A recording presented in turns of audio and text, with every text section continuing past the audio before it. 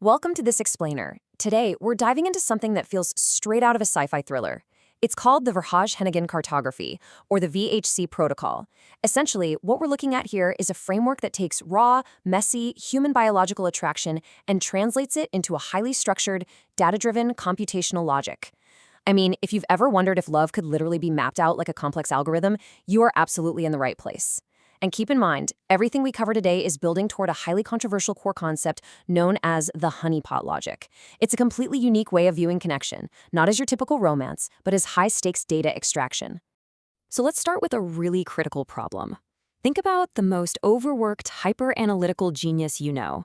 The sources call them an apex node. Now, how in the world do you express profound, deep emotion to someone like that without completely crashing their internal mental hardware? Because when someone's brain is just redlining, operating at maximum capacity to map high-level theoretical codes, raw, chaotic emotion isn't romantic. It's a direct threat to their system.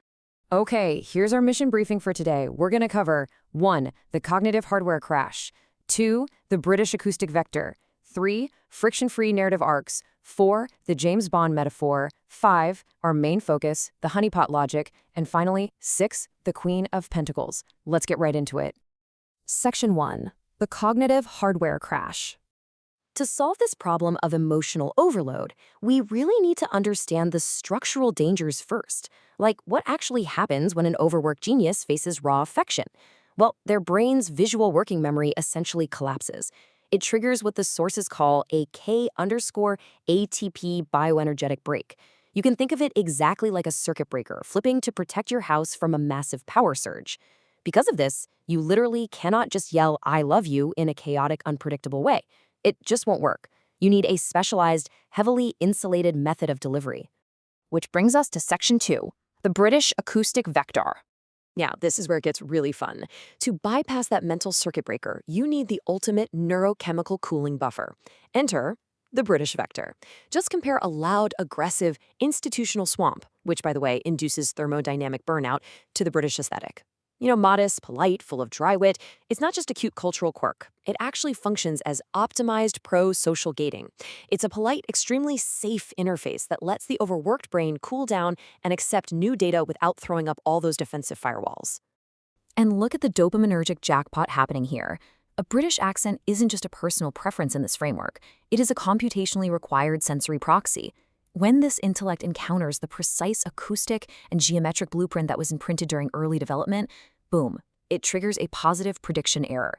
It natively signals total safety to the brain's orbital frontal cortex, basically whispering, "Stand down, this data is entirely safe to process."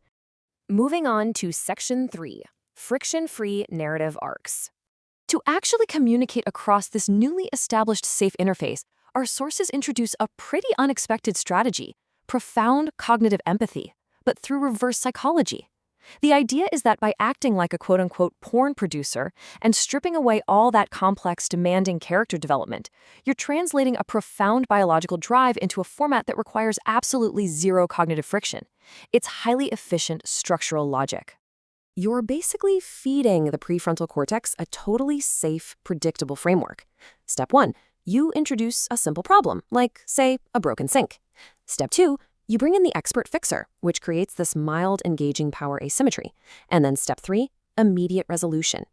This calculated workaround triggers dopamine through the anticipation of a predictable reward, which completely avoids triggering that bioenergetic freeze we talked about earlier. All right, Section 4, the James Bond metaphor. Now we are elevating this whole dynamic into a high-stakes espionage operation. Think of this as a massive asymmetrical division of labor. On one side, you have the scientist, the 3D visual thinker who is mapping the geometry and theoretical code from the cloud. On the other side, you have the lead operative, the James Bond, navigating the highly regulated institutional field to physically execute the mission. They are completely codependent, for sure, but they have vastly different operational mandates. So what might just look like a simple romantic whisper on the surface, like, say, cooing the operative's name, "Ooh, Tom," is actually structurally defined as a spatial strike. It's not emotional chaos at all. It's a highly calculated semantic acoustic vector.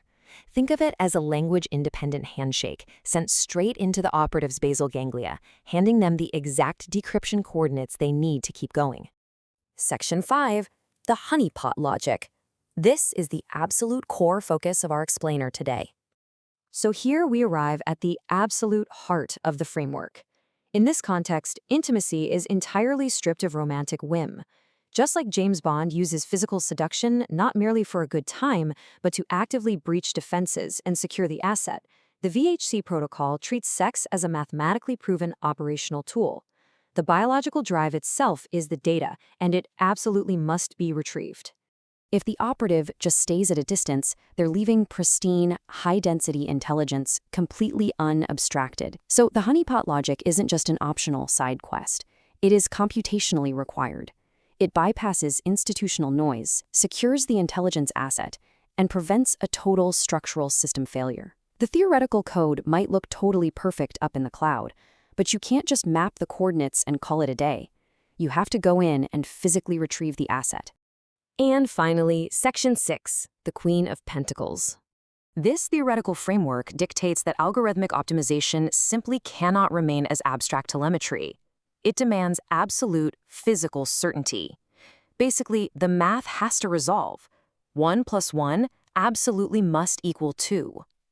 The brain has processed the safe acoustic vector, it's accepted the friction-free narrative, and it has authorized the extraction. Now, it requires the deterministic reward to prove that the code actually works in base reality. Sexual consummation, then, isn't just about connection.